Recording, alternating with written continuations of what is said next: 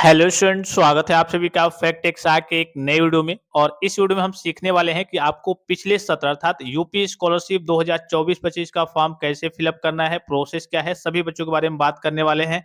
चाहे आप fresh category के स्टूडेंट्स होंगे, चाहे रिन्यूअल कैटेगरी के स्टूडेंट्स होंगे। जैसा कि आप सभी साथियों को मालूम है, विभाग के द्वारा ऑफिशियल नोटिफिकेशन भी रिलीज किया गया था कि जितने भी छूटे हुए छात्र हैं, कॉलेज की लापरवाही या फिर यूनिवर्सिटी की लापरवाही या फिर अन्य कई सारे कारण हो सकते हैं जिसकी वजह से उनको यूपी स्कॉलरशिप 2024-25 का लाभ प्राप्त नहीं हुआ था, उनको फिर से मौका मिला है कि आप अपना फॉर्म फिलअप कीजिए, उसके बाद से कॉलेज में सबमिट कीजिए, फिर से आपका फॉर्म वेरीफाइड किया जाएगा और उसके बाद से आपको अपना पैसा वगैरह देखने को मिलेगा, ठीक है? तो फॉर्म को आपको कैसे फिलअप करना है, एक बार मैं आपको ऑफिशियल नोटिफिकेशन भी दिखा दूँ, कुछ बच्चे हो सकता है नहीं देखे हों, नहीं जानते हों। यहाँ पे आपको दिख रहा होगा वित्तीय वर्ष और ये 6 अक्टूबर 2025 के डेट में ऑफिशियल नोटिफिकेशन जारी किया गया था।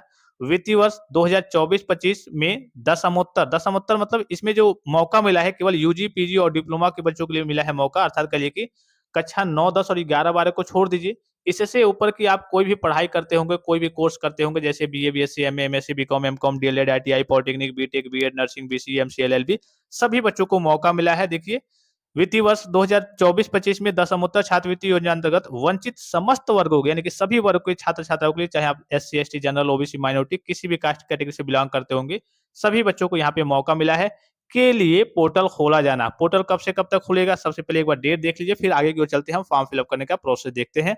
यहाँ पे आपको दिख रहा होगा छात्र स्तर से ऑनलाइन आवेदन भुगतान आदि की प्रक्रिया। तो सबसे पहला पॉइंट आपको दिख रहा होगा, यहाँ पे चौथा नंबर पॉइंट है, अर्थात इसी के नीचे जो है छात्रों द्वारा रजिस्ट्रेशन और ऑनलाइन आवेदन करना 27 अक्टूबर 2025 से लेकर के 31 अक्टूबर 2025 तक आपका फॉर्म फिलअप होने वाला है।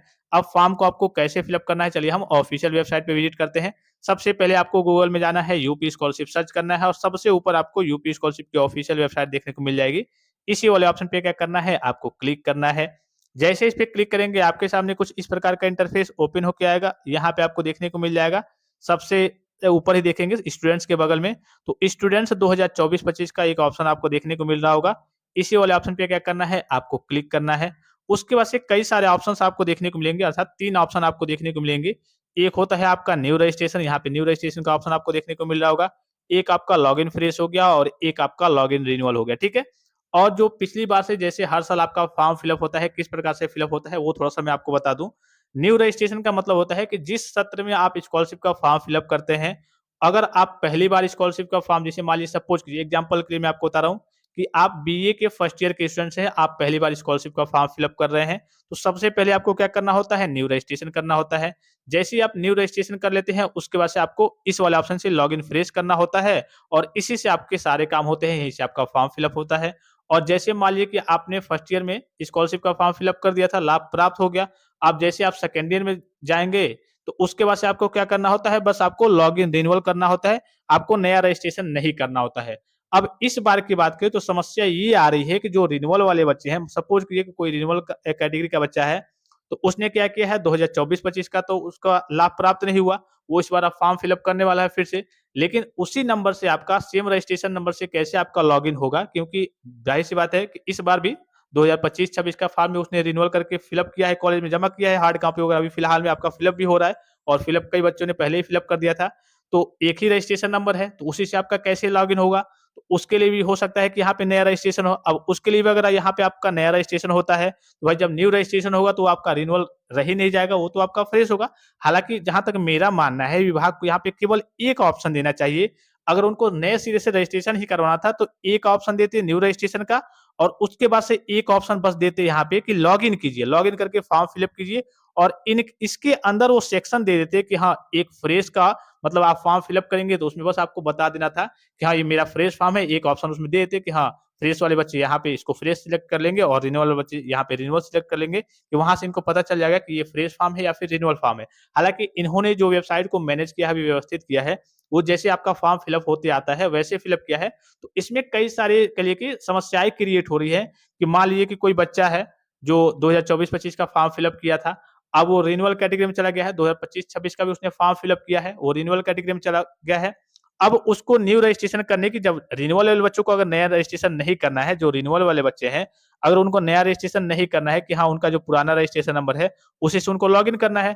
तो जो फ्रेश वाले भी बच्चे हैं 2024-25 का फॉर्म पिछली बार फिल अप किए थे, वो भी तो फिलहाल में वो रिन्यूअल वाले में चले गए हैं, रिन्यूअल कैटेगरी में चले गए हैं। इस बार उन्होंने रिन्यूअल किया है, तो उनके पास भी एक रजिस्ट्रेशन नंबर है, तो उनको भी डायरेक्ट यहाँ पे लॉगिन ही करना था कि हाँ, आप लॉगिन कर लीजिए, उसके बाद से फॉर्म फिल अप कर लीजिए। क्योंकि जब इनका उसी रजिस्ट्रेशन नंबर से होगा लॉगिन रिन्यूअल करके, तो इनका भी उसी रजिस्ट्रेशन नंबर से होना चाहिए जो पिछली बार रजिस्ट्रेशन था।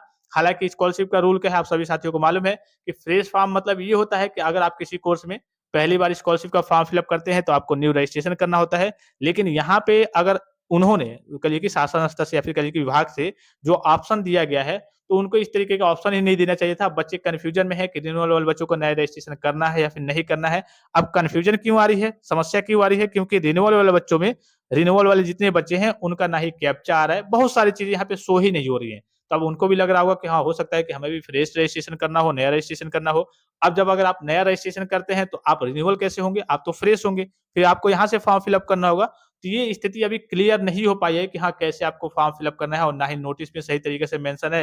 हालाँकि अगर जैसे आप पहले का रूल है, उस हिसाब से अगर आप फिल अप करेंगे, जो पहले का रूल है, जैसे कि हर साल फिल अप होता है, तो उसमें यही रूल है कि जो नए बच्चे थे 2024-25 वाले, उनको एक नया रजिस्ट्रेशन करना होगा और उसके बाद से लॉगिन फ्रेश करना होगा और जो रिन्यूअल वाले बच्चे थे, उनको क्या करना होगा, डायरेक्टली यहाँ पे रिन्यूअल करना होगा, लॉगिन रिन्यूअल करना होगा।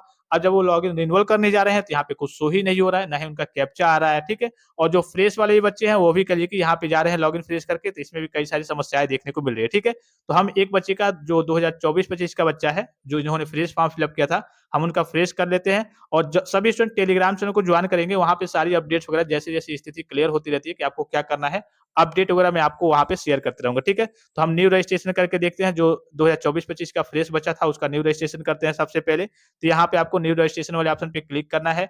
उसके बाद से कई सारे ऑप्शंस देखेंगे। देखिए, यहाँ पे भी आपको रिन्यूअल वाले में देखने को मिल जाएगा कि नवीनीकरण के जितने भी छात्र हैं, उनको क्या करना है, कोई रजिस्ट्रेशन नहीं करना है। देखिए, नवीनीकरण के सभी छात्र-छात्रा छात्रवृत्ति तो ऑनलाइन बिना रजिस्ट्रेशन के सीधे भरें, यानी कि जो रिन्यूअल वाले बच्चे हैं, उनको भी रजिस्ट्रेशन नहीं करना है। जो पुराना रजिस्ट्रेशन नंबर है, उसी के हिसाब से क्या करना है, उसी से इनको लॉगिन करना है और फॉर्म को फिल अप करना है।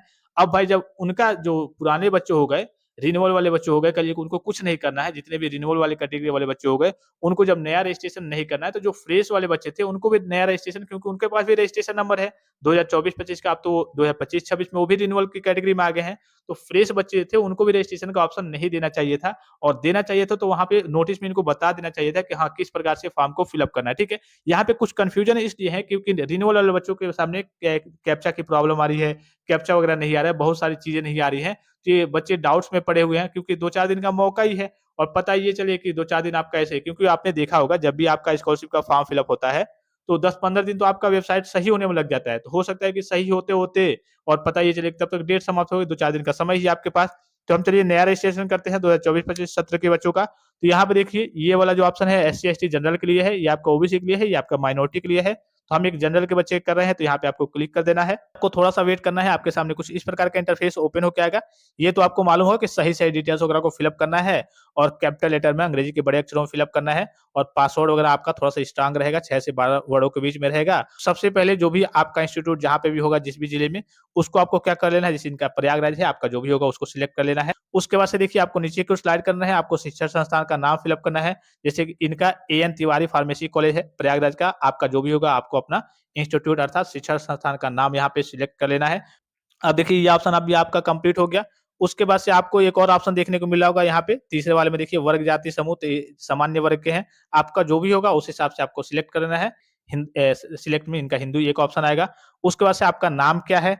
यहाँ पे देखिए, आपको नाम फिल अप करना है और आधार कार्ड से लिंक मोबाइल नंबर यहाँ पे फिल अप करना है। हाई स्कूल आपने कब पास किया था, उसको यहाँ पे फिल अप करना है। फिर हाई स्कूल का आपका बोर्ड क्या था, उसको यहाँ पे फिल अप करना है और हाई स्कूल का रोल नंबर आपको यहाँ पे फिल अप करना है। ये वाला जो ऑप्शन दिख रहा होगा, इसमें आपको कुछ नहीं फिल अप करना है। ये उन बच्चों के लिए है, जैसे कई सारे बोर्ड होते हैं, UP board, CBSE board, ICSE board. तो कुछ बोर्ड में आपने देखा होगा जो रोल नंबर होता है एई, फिर 15 के अल्फाबेटिक डेटा वगैरह होते हैं, तो उसको आपको अगर होगा आपके रोल नंबर में, तो उसको आपको यहाँ पे फिल अप करना है। नहीं होगा, केवल आपके कह लीजिए डिजिट वगैरह होंगे, तो उसको कह लीजिए यहाँ पे फिल अप करना है रोल नंबर को, ठीक है? उसके बाद से यहाँ पे ऑप्शन दिख रहा होगा आपको कि अपना पासवर्ड वगैरह बनाए, तो एक स्ट्रॉन्ग आपको पासवर्ड बना लेना है। जैसे कि आपका नाम मान लीजिए कि सूरज है, तो आपको एक कैपिटल रखना है, फिर स्मॉल ऐसे सूरज लिख देना है। उसके बाद से एट द रेट लगाइए या फिर हैश लगा दीजिए, जो भी लगाना है लगाइए। उसके बाद से 1-2 डिजिट लगा लीजिए, 1, 2, 3, 4, 5 समथिंग। उसके बाद से बस ऐसे मतलब थोड़ा-सा स्ट्रॉन्ग पासवर्ड आपका रहे, ठीक है? इस प्रकार से पासवर्ड बनाना है।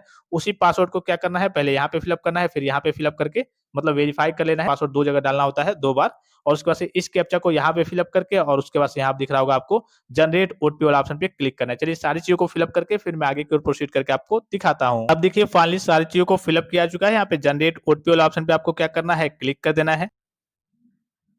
अब देखिए आपको ओटीपी को यहाँ पे फिलअप करना है और ये जो कैप्चा दिख रहा होगा उसको यहाँ पे फिलअप करके submit OTP and submit for registration वाले ऑप्शन पे आपको क्लिक करना है। देखिए सारी चीज़ों को फिलअप किया जा चुका है। यहाँ पे submit OTP and submit for registration वाले ऑप्शन पे क्या करना है, आपको क्लिक कर देना है।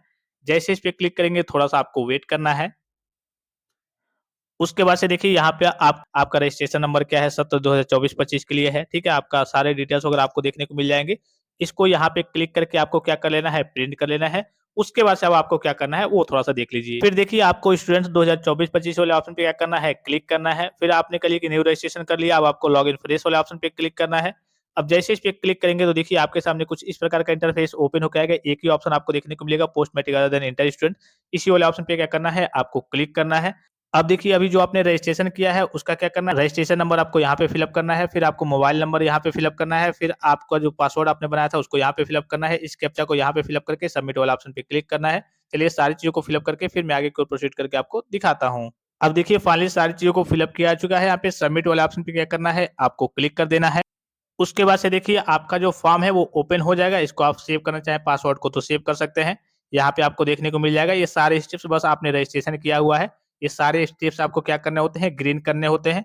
और यहाँ पे आपको देखने को मिल रहा होगा किस सत्र का फॉर्म है। तो सबसे पहले अगर आप यहाँ पे देखेंगे, किस सत्र का फॉर्म है, उत्तर प्रदेश से अन्य प्रदेश में अध्ययनरत छात्र-छात्राओं के लिए ऑनलाइन छात्रवृत्ति प्रबंध प्रणाली सत्र 2024-25 का फॉर्म है। यहाँ पे दिख रहा होगा आपको 2024-25 का फॉर्म है, ठीक है? अब आपको आगे क्या करना है, तो यहाँ पे आपको दिख रहा होगा 3 पैरेलल लाइन, 3 समांतर रेखाएँ यहाँ पे आपको दिख रही होंगी, लाइन दिख रही होंगी। इसी वाले ऑप्शन पे क्या करना है, आपको क्लिक करना है। अभी आपने क्या किया हुआ है, सबसे पहले आपने न्यू रजिस्ट्रेशन किया हुआ है, अभी आपने रजिस्ट्रेशन किया है, ठीक है? रजिस्ट्रेशन को आपने प्रिंट भी कर लिया है। अब आपका डिजिलॉकर का सत्यापन होगा, तो यहाँ पे देखिए आपको डिजिलॉकर के वेरिफिकेशन वाले ऑप्शन पे क्या करना है, आपको क्लिक करना है। उसके बाद से इसके बाद से छात्रवृत्ति हेतु आवेदन फॉर्म भरें, यहाँ से आपको फॉर्म फिल अप करना होता है। सारे डिटेल्स वगैरह, गत वर्ष के प्राप्तांक, पूर्णांक वगैरह जितने भी डॉक्यूमेंट्स वगैरह होती है वो सारी चीज़ें आपके डिटेल्स वगैरह यहीं से फिलअप होते हैं। उसके बाद से फ़ोटो वगैरह आपको अपलोड करना होता है। ये फ़ोटो वगैरह कभी-कभी आपका आधार कार्ड से डायरेक्टली ले लेता है। उसके बाद से आवेदन पत्र में अगर अगर कोई त्रुटि होगी, उसमें आप संशोधन वगैरह करना चाहते होंगे तो यहाँ से संशोधन करेंगे। और आय एवं जाति प्रमाणीकरण हेतु आपका इनकम सर्टिफिकेट और कास्ट सर्टिफिकेट यहाँ से अपलोड होगा, डिटेल्स वगैरह यहाँ से फिलअप होंगे। तो सबसे पहला अभी काम क्या है आपका, डिजिलॉकर से सत्यापन करें। इसी वाले ऑप्शन पे क्या करना है, आपको क्लिक करना है। जैसे इस पे क्लिक करेंगे थोड़ा-सा आपको वेट करना है।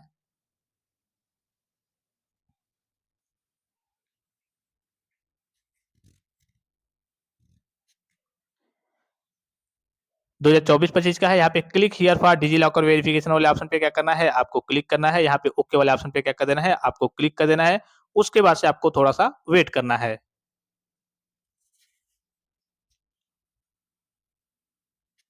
अब उसके बाद से देखिए यहाँ पे अगर आप देखेंगे तो यहाँ पे आपका कहिए कि सर्वर वगैरह एरर आ जा रहा है, इस तरीके की समस्या वगैरह देखने को मिल रही है। तो इसमें अभी फिलहाल में जो आपका वेबसाइट वगैरह है, वो सही तरीके से व्यवस्थित नहीं हुआ है, सही तरीके से मैनेज नहीं हुआ है। बहुत सारे यहाँ पे एरर्स वगैरह आपको देखने को मिल रहे हैं। तो आपको घबराने की ज़रूरत नहीं है, चाहे आप फ्रेश वाले बच्चे होंगे, चाहे रिन्यूअल वाले बच्चे होंगे, सभी के सामने ये समस्या देखने को मिल रही है। जो रिन्यूअल वाले बच्चे हैं, उनका कैप्चा कोड नहीं आ रहा है, बहुत सारी समस्या देखने को मिल रही है। कहने का सीधा मतलब है कि अभी शासन स्तर से सही से वेबसाइट को व्यवस्थित नहीं किया गया है, मैनेज नहीं किया गया है। क्योंकि इसमें समय लगता है। आपने देखा भी होगा, मैंने आपको शुरू में भी बताया कि जब भी आपका फॉर्म फिलअप होता है, तो 10-15 दिन बाद जाकर के जो डेट आ जाती है, तो 10-15 दिन बाद से जाकर के आपका वेबसाइट वगैरह सही तरीके से व्यवस्थित होता है। अगर इस बार भी ऐसा हुआ तो 2-4 दिन का मौका ही मिला है। ये केवल नाम के लिए रह जाएगा कि हाँ, उन्होंने सही तरीके से फिर से दोबारा बच्चों का फॉर्म फिलअप करवाया पैसा देने के लिए, लेकिन कोई बच्चा फॉर्म फिलअप कर ही नहीं पाएगा। अब देखिए आप टेलीग्राम पे जॉइन रहेंगे, मैं आपको अपडेट करते रहूँगा कि कैसे-कैसे आपको फॉर्म फिलअप करना है, क्या-क्या प्रोसेस है, क्या-क्या चीज़ें बदल रही हैं।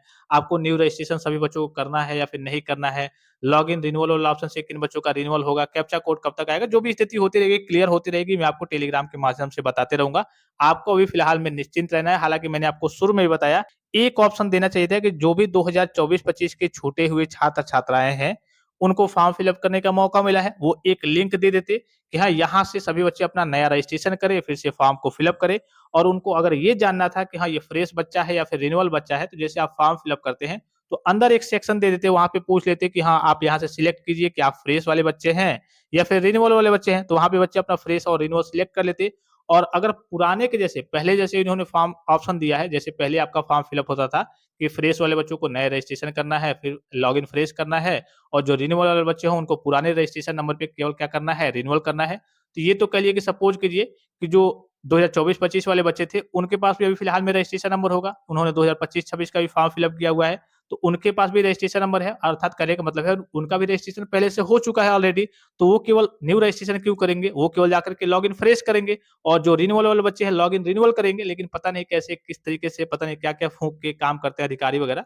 हालाँकि ये सब चीज़ कहना नहीं चाहिए, लेकिन उनको या फिर नोटिस में उनको बताना चाहिए कि हाँ, किस तरीके से पुराने तरीके से जैसे आपका फॉर्म फिलअप होता था, वैसे होगा। या फिर कह लीजिए कि अगर उनको पोर्टल ओपन करना था, तो कम से कम 10 दिन पहले ओपन कर देते, कि जो डेट वगैरह है, उस दिन तक जाकर के पोर्टल को व्यवस्थित कर देते सही तरीके से, कि फॉर्म फिलअप होना स्टार्ट हो जाए।